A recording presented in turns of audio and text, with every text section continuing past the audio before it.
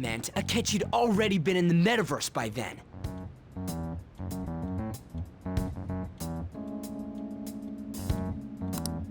And since he was lying to us about that, we assumed he had a hidden motive behind contacting us.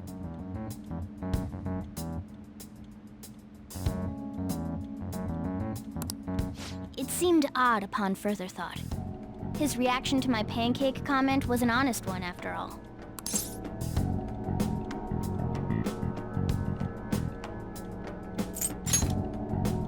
He did approach us when we found ourselves in the worst trouble yet. That's why we asked Futaba-chan to wiretap his phone. I pretended to be interested in checking the phone out, but I was actually planting my app.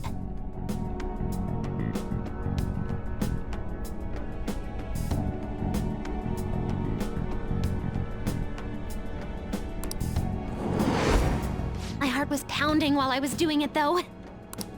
Even that ace detective could never have imagined a program being installed so quickly. Futaba's quirky nature proved to be a great help. That was just an act! After a few days of listening, this confirmed his betrayal. Then I'll guide the police into her palace and have them catch the phantom thieves in the act.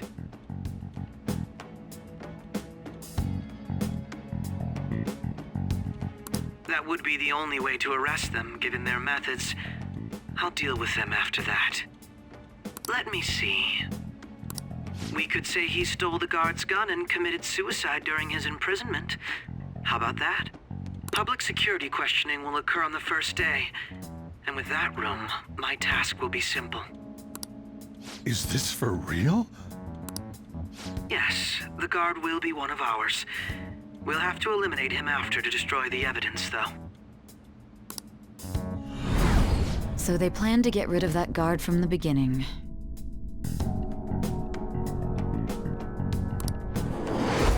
Well then, I will make the arrangements the day after the arrest. And thus, the dangerous criminal responsible for the mass mental shutdowns shall end his own life. When he does, you will become a great hero who saved Japan from evil. As will I, of course. I knew he was acting strangely, but to think he was this far gone. He's no ace detective. Akechi is the perpetrator behind the mental shutdown crimes. On top of that, there's someone else commanding Akechi. Someone with great authority. So great that they can order an assassination in a police station. That's why we had to make a move before they did. I see.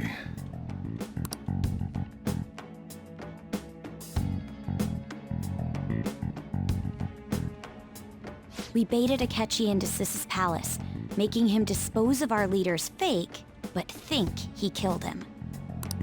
Can you elaborate on that in more detail? What exactly happened in my cognitive world? We're sorry for using you without your permission. Your palace had all the conditions we needed. What conditions? First, we required a place inside the cognitive world that was the same as in reality.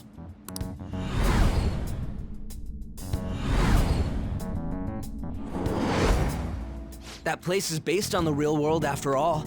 Anywhere that's not warped looks just like normal. That's why nobody but the person who uses the nav even realizes they're in the Metaverse. Back with Kamoshida, we came in from the station without even noticing.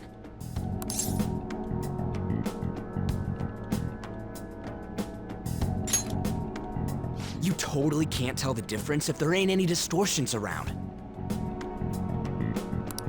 We had already investigated Nijima-san's palace when Makoto brought the suggestion to us. I was seriously impressed by that suggestion. To be honest, I didn't quite understand it, but I went along with it. Yeah, it's good we have her heading up our operations. Makoto is normally so calm as well, but once her mind is set, she gets oddly impulsive. I did have a bit of a rivalry forming with Akechi, but But I just couldn't contain myself anymore once you became a target, sis. The reason I joined the Phantom Thieves was to heal your heart, after all. My own achievements were all that mattered to me. I was desperate. I wasn't myself at all. I'm sorry I couldn't see that. That goes for the both of us. We heard from Mako-chan that you were going to do the interrogation, Nijima-san. And regarding its location, I take it you used the data from my laptop?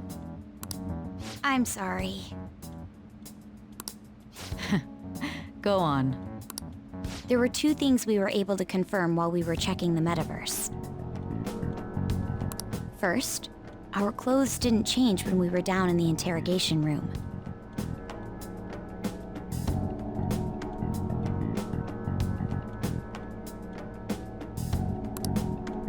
Second, the scenery and details outside of the palace proper were the same as in the real world. Once we heard that from Makoto, we secretly went to check it out without Akechi knowing. There was also one more thing we absolutely needed to make this work. A perfect cognitive replica of him in the Metaverse's interrogation room. Since he had yet to be caught, though, there obviously wouldn't be anyone in that room. Once we saw the casino guests and police officers, we were convinced this would work. They looked no different from actual living people. After that, we just had to work our way into the palace like usual, while keeping Akechi in the dark.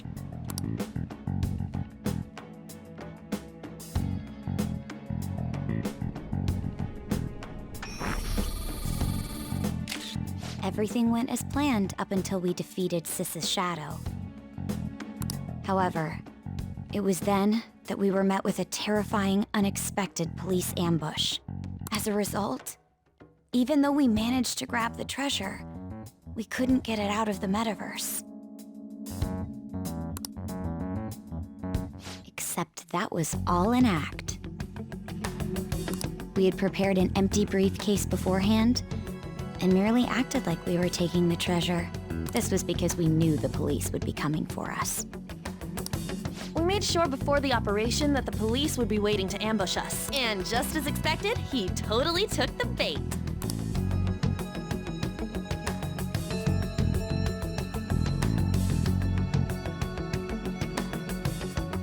Him getting captured by the police went exactly how we planned it. And I had been interrogating him with no knowledge of this. But how did you lure Akechi into this cognitive world's interrogation room? All I needed were the coordinates.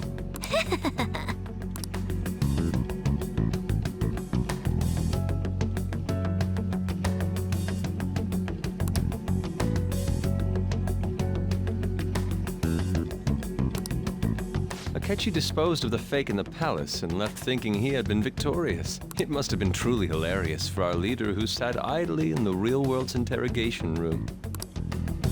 Surely he was acting quite cocky by himself in that quiet chamber. So that's why you gave me your phone. I only took it because of what you told me. It's a shame I didn't have the opportunity to see that for myself.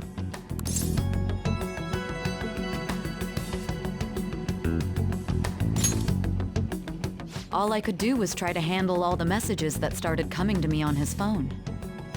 Huh. So in other words, I've been to the Metaverse, albeit for a brief moment. In our experience, there is little danger when someone enters their own palace for so short a time. That's the other reason we had him give it to you. We needed you to listen to Alibaba, deceive the guard, and ultimately aid in his escape.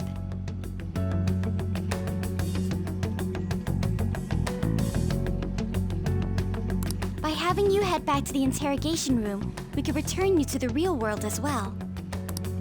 I mean, I had to think of some way to keep you from running into Akechi mid-assassination.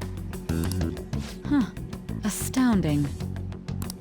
I hadn't the slightest idea that such a grand operation was taking place within me. I'm so glad he was able to persuade you during the interrogation. Even though we knew Akechi's plan, we were pretty worried about that part.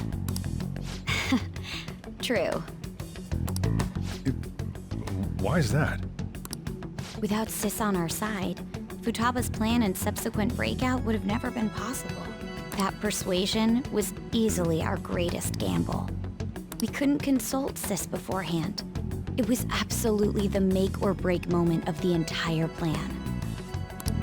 Still, I'm surprised you could convince me in such a short time. Were you confident you could do it? I see. Either way, I can't believe you went for such a risky idea.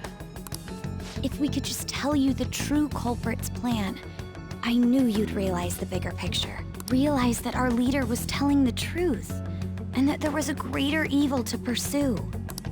As a result, we emerged victorious. Then the reason you kept this a secret from me was so you could catch the true culprit, correct? Yes. Plus, you had lost control of yourself at the time. This is stunning. All I can really do is laugh. I've kind of figured out that you guys made Akechi kill a fake. But what did you do about the body? The police never even checked it. Huh? They had a coroner working to ensure his death was reported as a suicide. That coroner didn't take one look at the scene and just passed along a falsified death certificate. The bad guys have that much influence? Murder in a police station would be reckless otherwise. We also knew of a possible conspirator. Thanks to Futaba-chan's messages and the guard's demeanor, I eventually came to understand. And since the higher-ups at the police knew nothing of this, they were thrown into disarray. As a result, his suicide during imprisonment was reported on the news, just as Akechi planned. And with that confusion, he was able to escape with Nijima-san's help. I made sure nobody would check the morgue for his body, and thanks to that, nobody knows he survived. Thinking back to the interrogation, though, I can't believe what they did to him. The callous use of violence and even drugs is utterly abnormal. If he had lost consciousness and hadn't been able to tell Sis about the phone, he would have died. I'm truly glad you made it back safe.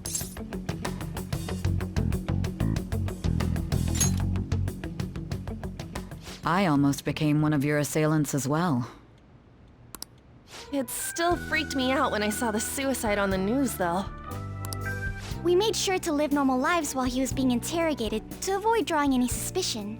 Even with that, I couldn't help but worry for him in my heart. Well, I knew right away that her plan worked out. I wanted to believe, but considering what we were up against. Ryuji's a bit on the dense and carefree side. Can it, cat? I had to be patient and avoid this place until things settled down. I finally feel relieved. We knew he was alive, but it was difficult to not worry until we could confirm it in person. Now that I think about it, my interrogation was just a formality for the head commander. What a joke, letting me interrogate someone who was meant to die. They just wanted to avoid backlash. Very well. From here forward, I will do my utmost to assist you. You saved me, after all.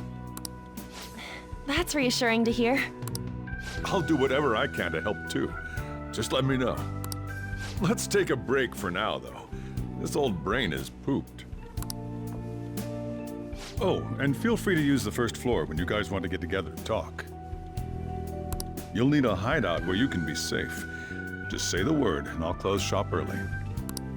Are you sure? This guy can't leave. Plus, you won't make much progress if people can hear you from downstairs. It's not like this place is the liveliest joint in town. It won't be a huge loss for me. Let us accept his offer. What a great man.